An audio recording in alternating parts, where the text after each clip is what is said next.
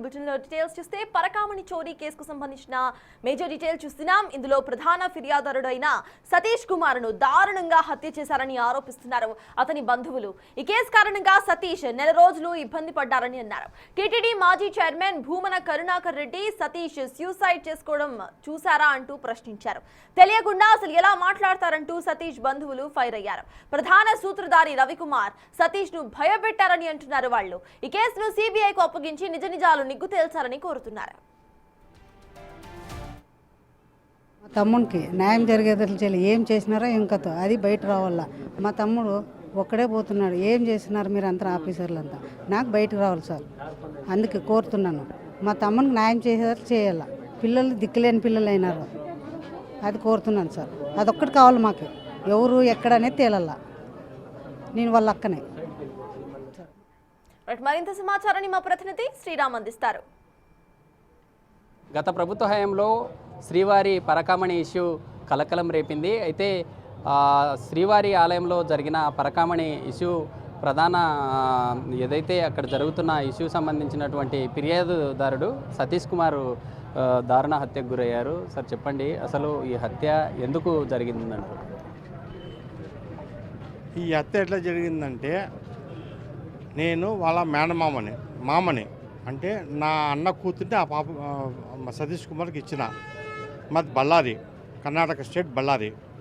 ఆ పిల్లోడు మంచిగా వర్క్ చేసి మంచి న్యాయస్థానంలో బతికిన పిల్లోడే. అన్ని ప్రతి దాంట్లో ఆనెస్ట్ ఉన్న పిల్లోడు ఈరోజు ఒక చిన్న కేసులో ఆ పిల్లోడు ఒకటి స్టేట్మెంట్ ఇచ్చిన దానికోసము అది హై లెవెల్లో పోయిందో ఇంకో లెవెల్లో మాకు తెలీదు. కానీ ఆ పిల్లని మాత్రము అది హత్య ప్రకారం మాకు చేసిన మా అనుమానము. కానీ దానికి పెద్దవాళ్ళు ఎవరి నుండి మాకు, నేను పేరు చెప్ప నాకు తెలియదు, సంబంధం లేదు. కానీ నా అల్లుడు ఈరోజు చనిపోయాడు. మర్డర్ చేసిండో లేదు పోస్ట్ మార్టం ప్రకారం మర్డర్ చేసిందని చెప్పి నాకు రిజల్ట్ వచ్చింది. దానికోసము ఆ పిల్లోనికి వాళ్ళ ఫ్యామిలీకి ఏమైనా కానీ చేసి కేసు చేసిన వాళ్ళని ఏ విధంగా అరెస్ట్ చేయండి దయచేసి. నేను పెద్దవాళ్ళకి నమస్కారం చేసి చెప్తున్నాను, దయచేసి వాళ్ళను ప్రభుత్వానికి, ఏ ప్రభుత్వం కానీ నాకు సంబంధం లేదు. నేను ప్రభుత్వ విషయం మాట్లాడను. యా ప్రభుత్వం చేసిందో అన్నీ వాళ్ళకి తెలుసు. బట్ నేను ప్రభుత్వ విషయం నేను మాట్లాడను. బట్ నా బిడ్డకు న్యాయం చేయాలా, నా అల్లుడికి న్యాయం చేయాలని చెప్పేసి నేను వెంకటేశ్వర స్వామి ప్రమాణం చేసి చెప్తున్నాను. ఆయన దగ్గర 10 సంవత్సరాలు అతను సేవ చేసిండు. అతనికి మాత్రము న్యాయం చేయాలని చెప్పేసి ఇంకా 39 సంవత్సరాలు అతనికి ఇంకా సన్న పిల్లలు ఉన్నారు. అన్యాయంగా అతని బలి చేసిన ప్రభుత్వం ఎవరైనా కానీ, యా ప్రభుత్వం చేసినా మాకు తెలీదు. దయచేసి నన్ను ఏమైనా ఇన్వాల్వ్ చేయొద్దండి. యా ప్రభుత్వం చేసినా మాకు తెలీదు. కానీ దయచేసి ఆ న్యాయం చేయాలని చెప్పేసి నేను మనస్ఫూర్తిగా కోర్టును కానీ, సుప్రీంకోర్టు కానీ, హైకోర్టు కానీ, మినిస్టర్స్ కానీ, ఎవరైనా కానీ, డిపార్ట్మెంట్ కానీ నేను దయచేసి నమస్కరించి కోరుతున్నాను. న్యాయంగా చేయాలని చెప్పేసి నేను కోరుతున్నాను, అంతే. దయచేసి కొంతమంది బంధువులు ఉన్నారు, వారితో మాట్లాడదాం. అసలు చివరిగా అతను ఎప్పుడు మాట్లాడారు, చివరిగా ఏం మాట్లాడారు, అసలు ఏమన్నా మాట్లాడారా? చివరిగా అయితే ఏం మాట్లాడడం లేదు. ఆ పిల్లోడు దాదాపు ఒక 4 నెలల నుంచి చాలా సఫర్ అయిపోతున్నాడు. ఏమి అనేది కూడా తెలీదు. మేము దేవస్థానానికి వెళ్ళిన తిరుమలకి మా కింద పని చేసేటోళ్ళకి పంపించిన 30 మంది కావచ్చు, 20 మంది కావచ్చు పంపించిన దైవ సన్నిధిలో వాళ్ళకి మంచి దర్శనానికి కానీ ఏదైనా కానీ పంపించేటోడు. అటువంటి వాన్ని సొంత నా మేనగోళ్ళని ఇచ్చిండేది ఆ పిల్లోనికి. అసలు క్యారెక్టర్ అంటే మంచి ఒరిజినల్ క్యారెక్టర్. ఈ ఒరిజినల్ క్యారెక్టర్ని కొంతమంది అధికారులు దుర్వినియోగం, మంచి పని చేయకోకుండా దుర్వినియోగం చేసి ఆ పిల్లవాడిని బలి తీసుకున్నారు. ఇప్పుడుండే ప్రభుత్వం, కూటమి ప్రభుత్వము మా కుటుంబానికంటే మా మేనగోడలకి న్యాయం చేయాలా. ఏం జరిగిందనేది ప్రతి ఒక్కరికి తెలుసు. నిన్న ఆ పిల్లోడు పోయి కలిసింటే కూడా చాలా వెలుగులోకి వచ్చేటివి. ఏదైనా కానీ మా పిల్లోని తరపున అయితే ఎటువంటి కూడా తప్పు లేదు. ఆయన అన్నాడు, పెద్ద ఆయన ఏమని, ఇది సూసైడ్ చేసుకున్నాడని. సూసైడ్ చేసుకుండే వంశం కాదు మాది. శాలివాహన సంఘం అంటే ఒక కుమ్మర కులము. మేము చాలా తక్కువ ఉన్న హైయెస్ట్గా ఒక లెవెల్గానే బతికే వాళ్ళం. ఆయన అంటున్నాడు ఇట్లా ఆయన సూసైడ్ చేసుకున్నాడని. సూసైడ్ చేసుకునే వ్యక్తి కాదు. ఆనస్ట్గా బతుకుతాం. అంటే ఏంటి ఏం ప్రాబ్లం ఉన్నాయంటారు? సతీష్ కుమార్కి ఎలాంటి ప్రాబ్లం వల్ల సూసైడ్ చేసుకునే అవకాశం ఉంటుంది? అసలు ఎందుకు అలాంటి ఆలోచన వచ్చే ఛాన్స్ ఉందా? సూసైడ్ లేదు, అస్సలు లేదు. ఆ ముందు ప్రభుత్వంలో ఏం జరిగిందో, ఆ గత ప్రభుత్వంలో ఈ పిల్లోని దగ్గర ఏముండో ఎవిడెన్స్ తెలియదు, బయటకు రాలే. ఆ ఎవిడెన్స్ బయటకు వచ్చింటే పలానా వేళ్ళు వీళ్ళు చేసినారనేది వచ్చేసి బయటికి. ఆ పిల్లోడు కూడా ఈ పొద్దుడికి కూడా ఎవిడెన్స్ చెప్పింటే కూడా ఆ సిచ్యువేషన్ వేరే ఉండు. ఈ మధ్యకాలంలో తిరుపతి నుండి గుంతకల్కి ట్రాన్స్ఫర్ అయ్యారు. అంటే గుంతకల్కి వచ్చిన తర్వాత ఏదన్నా మాట్లాడడం జరిగిందా కుటుంబ సభ్యులతో? అంటే ఇక్కడ పరకామణి ఇష్యూ సంబంధించి కొంత ప్రెజర్ చేస్తూ ఉన్నారు. ఇటు గత ప్రభుత్వం నుండి కావచ్చు లేదా అధికారుల నుండి ఏదైనా థ్రెట్ ఉందని ఏదైనా మాట్లాడారా? ఆతలు ఆ పిల్లవాడు పక్క మనిషికి కూడా ఎటువంటి విషయం కూడా చెప్పిందిలే. ఏం జరిగింది అది ఏం కథ అనేది కూడా ఆ పిల్లోని భయాందోళన చేసినారో ఏం చేసి పెట్టినారో తెలియదు. పిల్లానికి కూడా తెలియదు. మాకు మేనగోడలకు కూడా చెప్పలే ఆ విషయం. ఏం జరిగిందో ఏం కథో ఆ దైవానికి తెలుసు. ఎవరు? వెంకటేశ్వర కలియుగ దైవం. ప్రతి ఒక్కరూ ఆయన సన్నిధిలో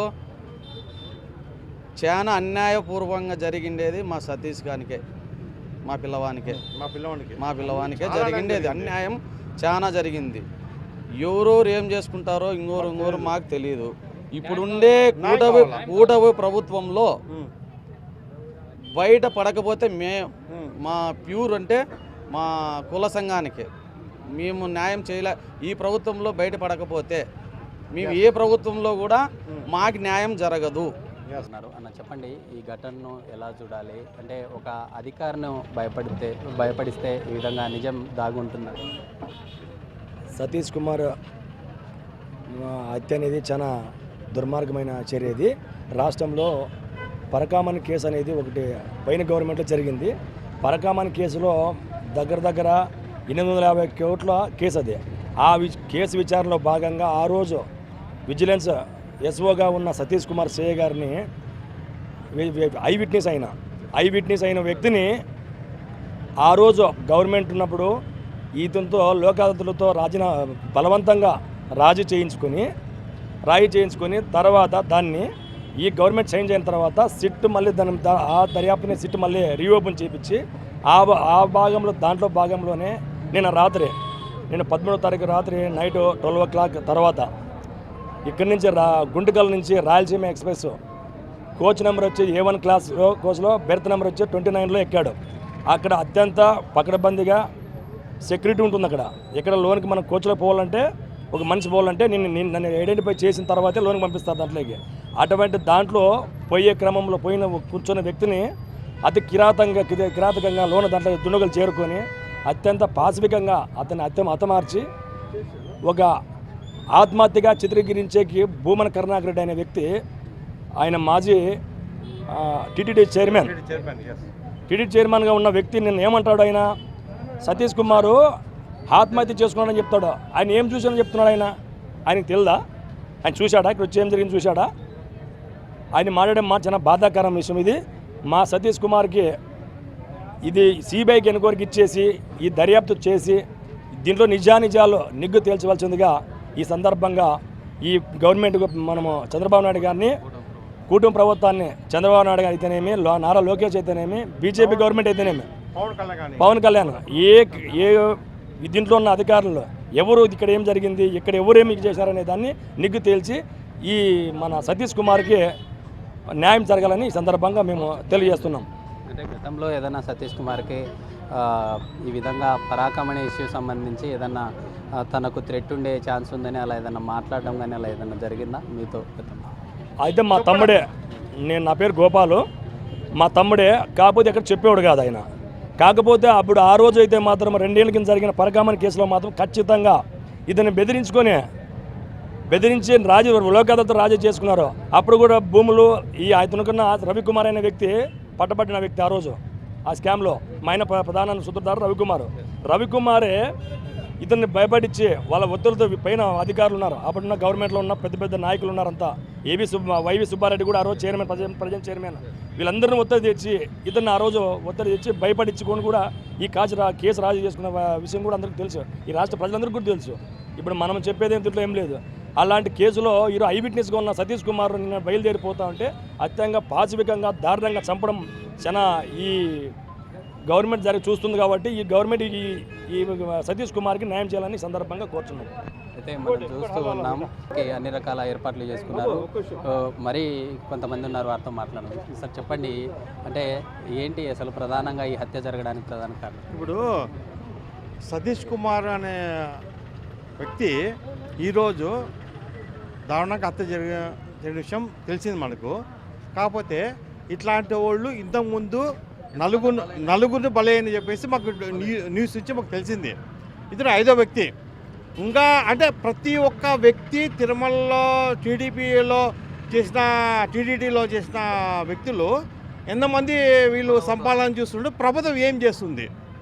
ఇప్పుడు వయసు పిల్లలు ఇప్పుడు ఈ ప్రభుత్వం కావచ్చు, ఇప్పుడు కొత్తగా వచ్చిన ప్రభుత్వము దయచేసి ఇట్లాంటి ఓన్లీ సేవ్ చేయాలా, ఏమైనా సెక్యూరిటీ ఇవ్వండి, దయచేసి ఇదంతా క్లోజ్ చేయండి, ఇట్లాంటి రాకూడదు.